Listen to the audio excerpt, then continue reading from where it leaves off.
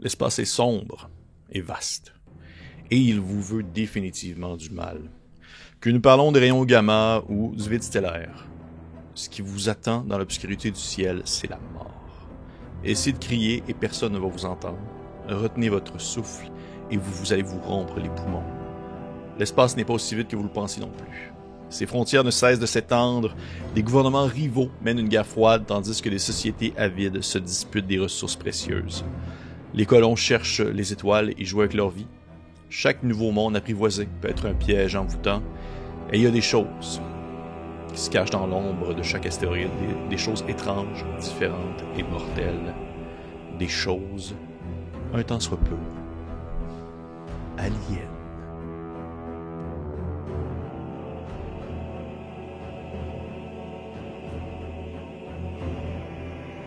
Et oui, je propose aujourd'hui une mise à jour 2022 de la fameuse gamme d'Alien. Depuis ma dernière vidéo, qui date d'il y a un certain temps, beaucoup de choses se sont passées, beaucoup de choses, et ça vaut la peine de revenir là-dessus, je trouve, pour de nombreuses raisons. Et aussi parce que je crois que c'était ma première vidéo solo de coups critiques à vie. Je pense que c'était comme ma première critique. Et c'était, je le cacherai pas, c'était vraiment immonde. Visuellement, c'était dégueulasse. Je parlais comme un robot, j'étais super mal à l'aise, la caméra était dégueuse. Puis j'étais genre tout le temps collé sa face à la caméra. Je sais pas pourquoi j'avais dans le temps, j'avais tout le temps comme la face à la caméra. Mais là aujourd'hui, maintenant que j'ai comme un peu plus les moyens puis un peu plus à l'aise devant ici l'enregistrement, je propose de réexplorer Alien, le jeu de rôle, un merveilleux jeu, tellement bon. Je m'étais dit peut-être qu'avec les années, j'allais comme pas me tanner entre la première fois que j'en ai parlé et maintenant. Mais au contraire, je trouve que c'est tellement une gamme qui s'enrichit d'une manière incroyable. Et je vais vous le dire pourquoi à mesure que vous écoutez la vidéo. Avant toute chose, le créateur qui est derrière le jeu d'Alien, eh bien, il s'agit encore de la Free League Publishing, qui est une compagnie que j'ai mentionnée à de nombreuses reprises pour de nombreux jeux, parce qu'ils sont tellement cool, puis ils ont gagné tellement de prix, puis ils sont reconnus vraiment partout, dans tous les genres maintenant, autant dans la science-fiction que dans la fantasy, que dans quasiment le plus expérimental. Bref, entre Tales from the Loop, qui a gagné genre 5 Emmys, je crois, l'équivalent des Oscars pour les jeux de rôle, entre autres le meilleur setting, la meilleure écriture, le meilleur art, le meilleur jeu, le produit de l'année. On parle de Mutant Year Zero, on parle de Forbidden Lands, on parle de Twilight 2000. Tu sais, ça arrête plus là. La Free League fait beaucoup parler d'elle pour Alien, mais maintenant aussi Alien est traduit en français. Et c'est pourquoi aussi je trouve ça impertinent d'en parler, parce que lorsque j'en avais abordé la dernière fois, plutôt la première fois que lorsque j'en ai parlé, les versions françaises n'étaient pas encore sorties. Et il s'agit de Arkane Asylum Publishing qui s'occupe maintenant de la traduction. Et pour vrai, je leur lève mon chapeau parce que ils sont super efficaces. Ils sont vraiment rapides dans leur publication, ça traîne pas, c'est très fidèle, c'est très bien transposé, c'est très bien écrit, et aussi ils vendent leur contenu en PDF, ce que je trouve vraiment cool parce que c'est très difficile d'avoir accès à leurs produits au Québec. Fait que c'est possible d'acheter Alien, le jeu de rôle, d'avoir exemple le jeu de rôle physique en anglais, mais d'avoir le PDF en français, et quand même pour ça je trouve que ça vaut la peine de s'y pencher si c'est quelque chose qui vous intéresse. C'est vraiment un jeu qui a vraiment une richesse qui, je crois, vaut son pesant d'or, et que de passer par-dessus, on va dire, votre espèce de petite retenue de devoir lire un PDF, eh bien, c'est vraiment quelque chose qui, si vous avez un jeu peut-être à essayer en PDF, essayez-le, parce que la version française, je sais pas quand est-ce qu'elle va arriver au Québec, ça se peut jamais, sait-on jamais. On le sait pas. Donc, thématique du jeu, qu'est-ce que c'est? Eh bien, nous sommes en 2183, un peu plus de 3 ans depuis la destruction de la colonie Hadley Hope sur LV 426, la disparition de l'USS Sulaco et la fermeture de la prison et des travaux de plomb sur Fiona 161. La perte de la marine coloniale de Sulaco Unité, ainsi que ses avant-postes parrainés par la Weyland Mutiny, et les implications du jeu déloyal et de l'entreprise résultent de ces incidents.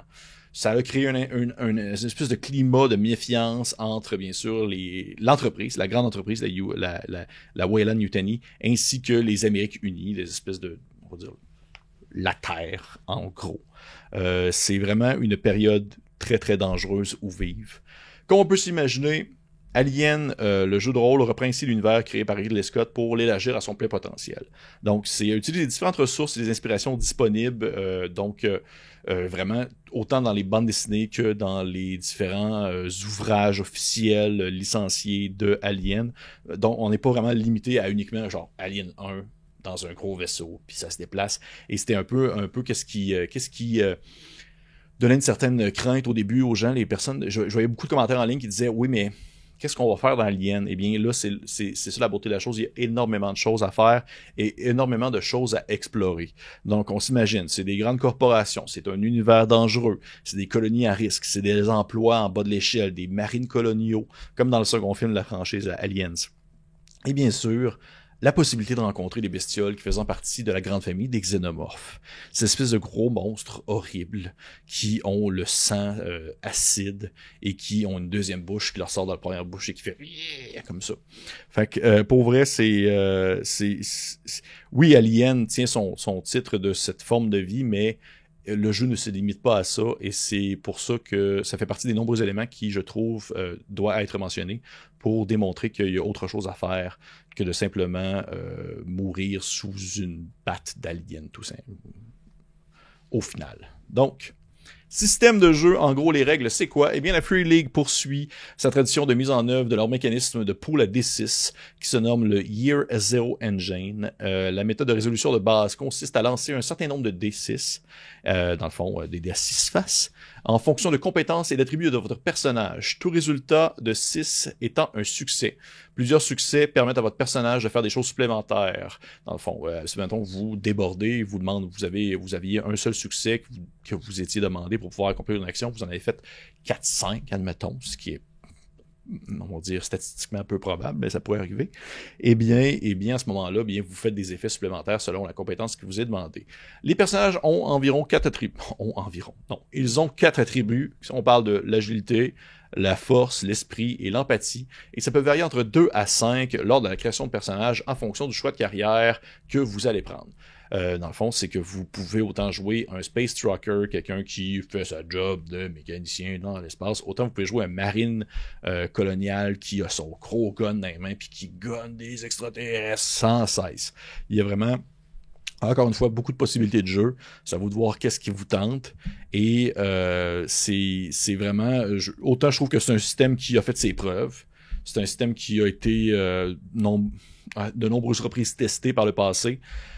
Mais que dans Alien, je trouve que c'est une de ses plus franches réussites, et c'est parce que chaque système de Mutant, dans le fond, du Year Zero Engine a comme une petite capacité qui fait en sorte qu'on peut comme accumuler d'autres D6 qui ne sont pas nécessairement notre attribut ou nos compétences. Parce que lorsque vous lancez un dé, souvent, c'est, admettons, vous avez 2 en force et vous avez 1 en combat corps à corps, admettons, je sais même plus si c'est une compétence qui existe, eh bien, vous allez lancer 3 dés. 3d6. Mais il y a souvent une autre mécanique qui embarque selon le jeu qui vous permet de lancer d'autres d6 en provenance d'une autre caractéristique ou d'une autre chose. Là. Que ce soit par exemple les objets que vous allez utiliser dans votre main ou par exemple dans Alien, eh bien c'est le stress. Le stress est un mécanisme, merci, déterminante dans le jeu de rôle Alien et qui, à chaque fois que vous avez des points de stress, ça vous permet en fait de lancer plus de D6 parce que vous êtes exténué, vous êtes au bout du rouleau, vous êtes fatigué, vous savez pas quoi faire, vous êtes comme l'adrénaline est dans le tapis, puis là vous avez besoin de comme vraiment de focusser votre attention sur quelque chose. Donc le stress que vous accumulez va vous permettre de lancer plus de D6, d'accomplir des actions qui sont peut-être vraiment plus cool, mais le prix à payer est vraiment plus grand parce que si vous manquez vos jets avec le stress, eh bien c'est fort possible que vous fassiez comme vraiment des espèces de crises de panique et que vous perdiez en quelque sorte le contrôle de votre personnage pendant un certain temps. Et ce certain temps pourrait être vraiment fatal parce que dans le jeu d'Alien, vous n'êtes pas on dirait un individu surpuissant qui peut manger de nombreuses reprises des balles ainsi que des coups de griffe dans le visage. Vous êtes quand même un être humain assez normal, parfois banal, qui tente de vivre sa vie au jour le jour. Donc, le stress a son avantage de pouvoir vous pousser au-delà de vos limites, mais aussi l'inconvénient que s'il est mal utilisé ou qu'une malchance vous tombe sur la tête, eh bien, ce sera probablement votre dernière action. Aussi simple que ça.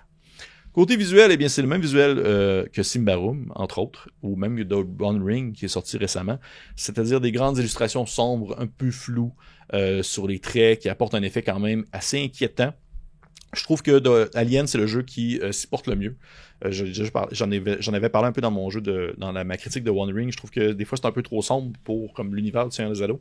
Mais dans Alien, pour vrai, c'est thématiquement très, très prenant. C'est très étouffant même.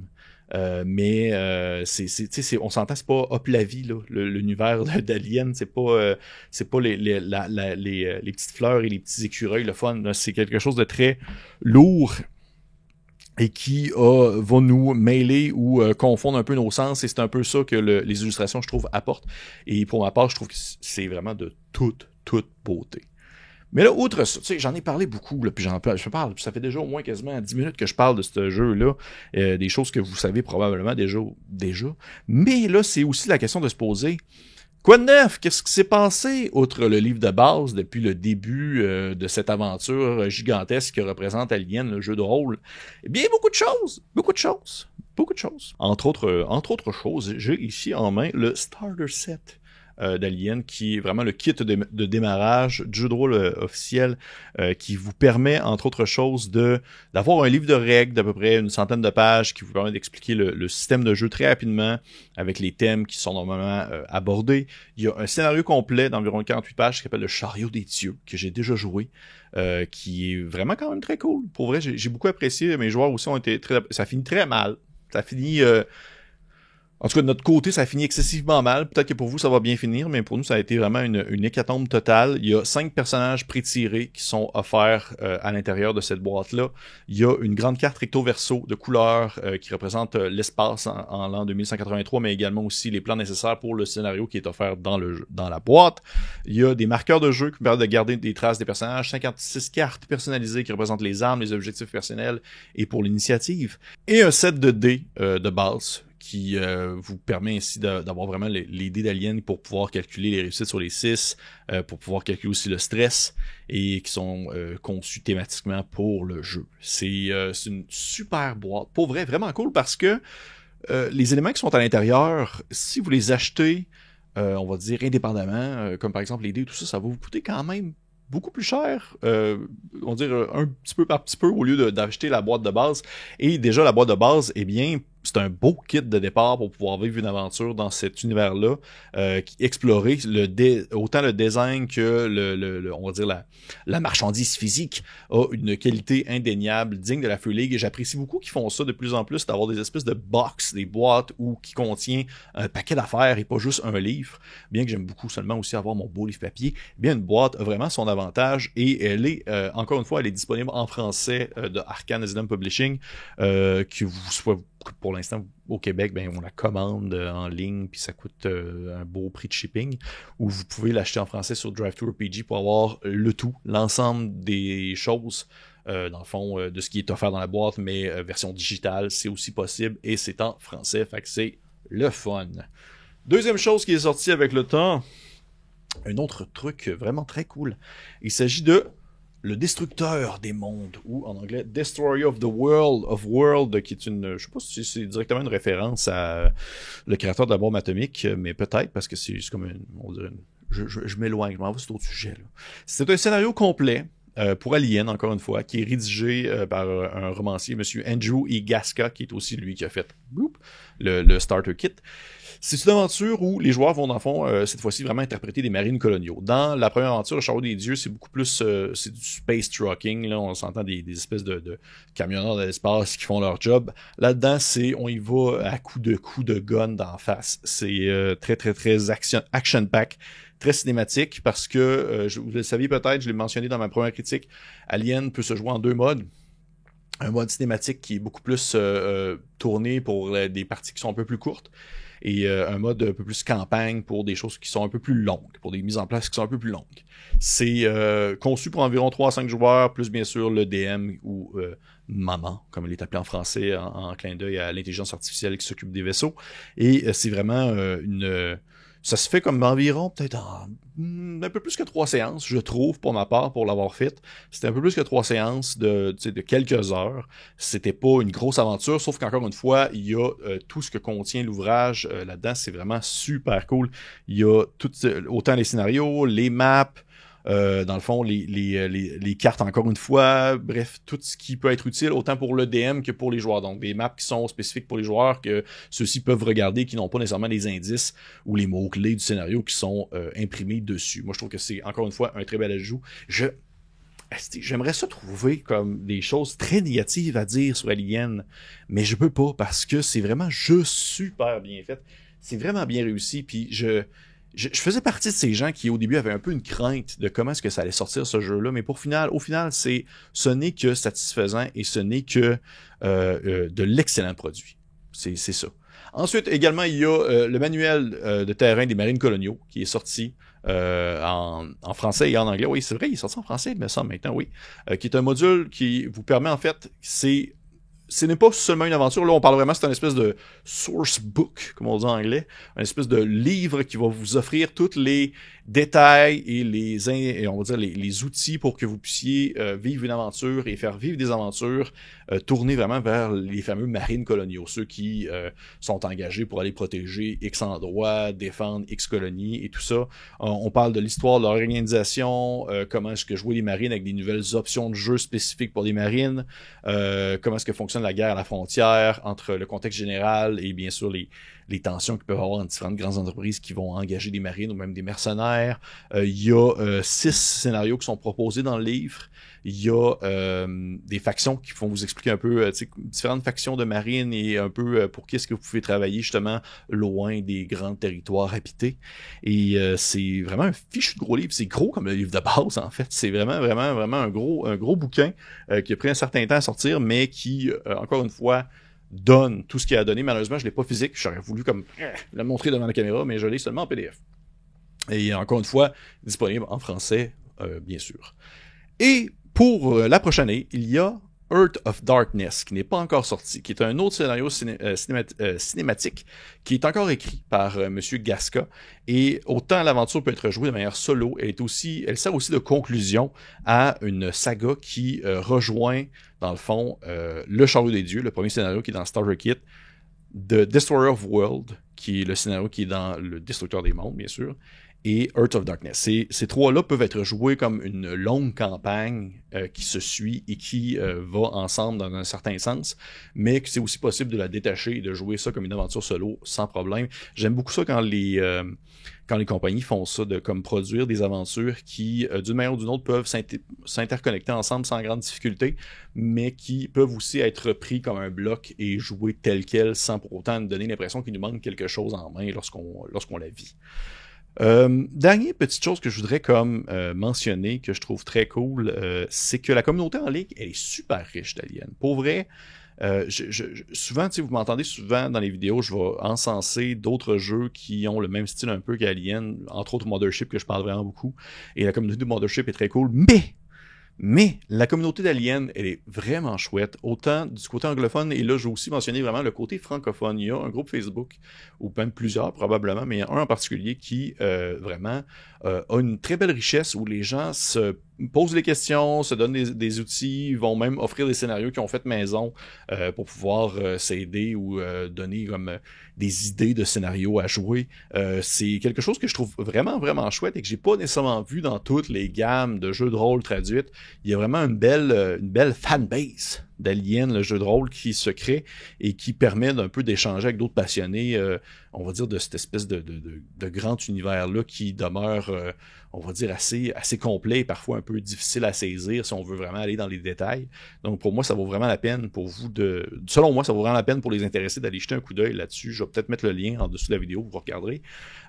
En tout, Alien, c'est un jeu qui est excellent. Je trouve que c'est c'est la crème de la crème du système du Mutant Year Engine, qui est Year Zero Engine plutôt, qui est utilisé par la Free League. Je trouve que c'est vraiment la meilleure manière qu'ils l'ont adapté, bien que j'apprécie énormément les autres jeux, mais celui-ci a vraiment sa touche à lui, a sa manière de jouer, et si ce n'était pas justement de ces autres jeux que j'apprécie beaucoup, mais qui surfent un peu sur la même thématique, probablement que je parlerais d'Alien encore plus souvent, mais c'est sûr que éventuellement je vais vouloir faire une game avec la gang de coups critiques, parce que c'est un jeu qui a tellement une belle... comment je pourrais dire ça? A vraiment une belle...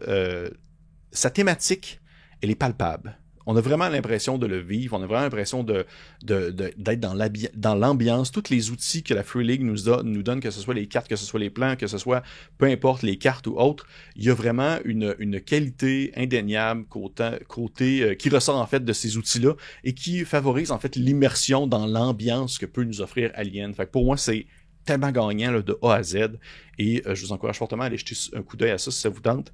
Disponible bien sûr à l'imaginaire en anglais, disponible en français si vous commandez depuis l'Europe, commandez en fait à l'Europe depuis le Canada, ou sur DriveThruRPG sur la page de Arcane Asylum Publishing que je vais mettre en lien sous la vidéo. Donc, hey, ça conclut ma critique d'Alien. C'est drôle parce que là, je regarde le temps. Ça m'a pris 24 minutes en tout. Ça a duré 24 minutes, cette vidéo-là, du moins de mon point de vue avant le montage, alors que l'autre avait duré comme un bon 45. Fait qu'on voit que je suis comme un peu plus concis maintenant que dans le temps. Tant mieux. Fait que, hey, merci. J'aimerais savoir vos commentaires si vous avez joué, si vous avez essayé. Est-ce que c'est un jeu qui vous tenterait d'essayer? Est-ce que c'est un jeu qui vous charmerait d'essayer? Et pour les autres, eh bien, on se dit à la prochaine.